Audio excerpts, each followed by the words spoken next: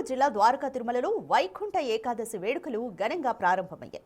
శ్రీ వెంకటేశ్వర స్వామి ఉత్తర ద్వారం గుండా భక్తులకు దర్శనమిస్తున్నారు.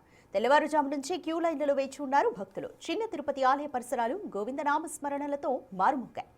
భక్తులకు ఎటువంటి ఇబ్బందులు లేకుండా పటిష్ట ఏర్పాట్లు చేశారు ఆలయ అధికారులు.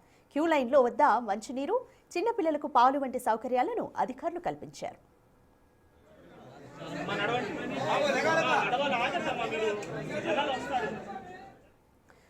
మోర్ డీటెయిల్స్ మా ప్రతినిధి సాగర్ అందిస్తారు.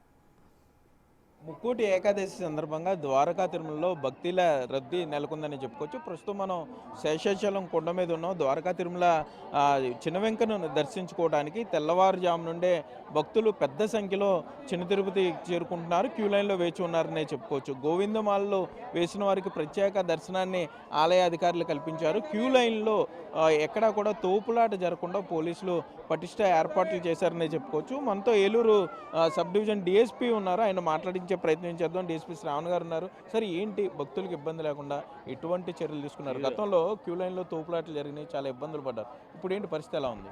అందరికీ నమస్కారం. ఈ ముక్కోటి ఏకాదశి శుభాకాంక్షలు. ముఖ్యంగా ఈరోజు ముక్కోటి ఏకాదశి సందర్భంగా మనం పెద్ద ఎత్తున కూడా బందోబస్తు అరేంజ్ చేయడం జరుగుతుంది. భక్తులు ఇబ్బంది లేకుండా ఇప్పుడు ఫ్రీ క్యూ లైన్లు, అదేవిధంగా 100, 200, 500 ప్రోటోకాల్, ఈ ప్రోటోకాల్ భక్తులను చాలా మటుకు తగ్గించేసి ప్రోటోకాల్కి సపరేట్ క్యూ లైన్ చేయడంతో ఈ సంవత్సరం కొంచెం భక్తులకి ఇబ్బంది లేకనే పరిస్థితి చేశాం. అలానే లోపల అంతరాలయం కూడా వీఐపీస్ దర్శనం లేకుండా ఈవో గారు వాళ్ళ దేవస్థానం తీసుకున్న చర్యలతోటి కామన్ మ్యాన్ కూడా సింపుల్గా తొందరగా దర్శనం చేసుకొని సుష్టంగా దర్శనం చేసుకొని వెళ్తూ ఉన్నారు.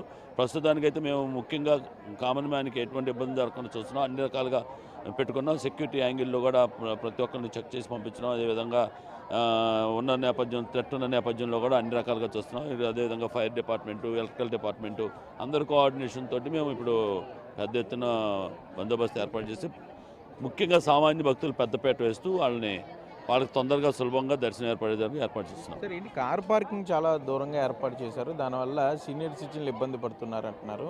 ఇది దానికి సంబంధించి ప్రత్యామ్నాయ ఏర్పాట్లు ఏమైనా ఉన్నాయా? యాక్చువల్గా అంటే పార్కింగ్ ఉన్నది, పార్కింగ్ ఏరియాలోనే చాలామంది సీనియర్ మన గేట్ ముందు తింపుతున్నారు. వాళ్ళ కోసం ప్రత్యేకంగా దేవస్థానం వాళ్ళకి స్పెషల్ బస్సులు వేస్తూ ఉన్నారు. బస్సులు పెట్టించమని కూడా చెప్తాము.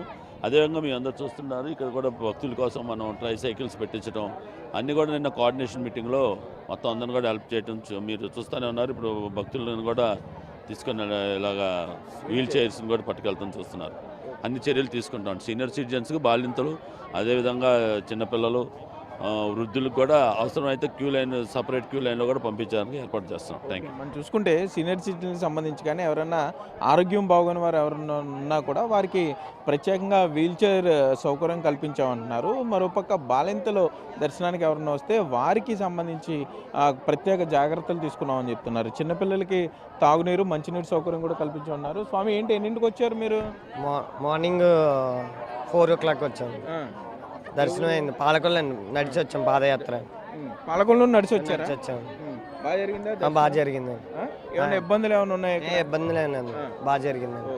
మనం చూస్తున్నాం, గోవింద స్వాములకు కూడా దర్శనం బాగా జరిగింది అన్నారు. సామాన్య భక్తులకు ఎటువంటి ఇబ్బంది లేకుండా, మరోవైపు విఐపీలు, వివిఐపీలు వచ్చినప్పుడు వారి ద్వారా కొంత ఒత్తిడి ఇక్కడ రాకుండా కూడా ప్రత్యేకంగా దర్శన ఏర్పాట్లు అయితే ఆలయ అధికారులు చేశామని చెప్పే పరిస్థితులు అయితే ఇక్కడ ఉన్నాయి. కెమెరామెన్ భాగ్యరాజ్తో సాగర్, బిగ్ టీవీ.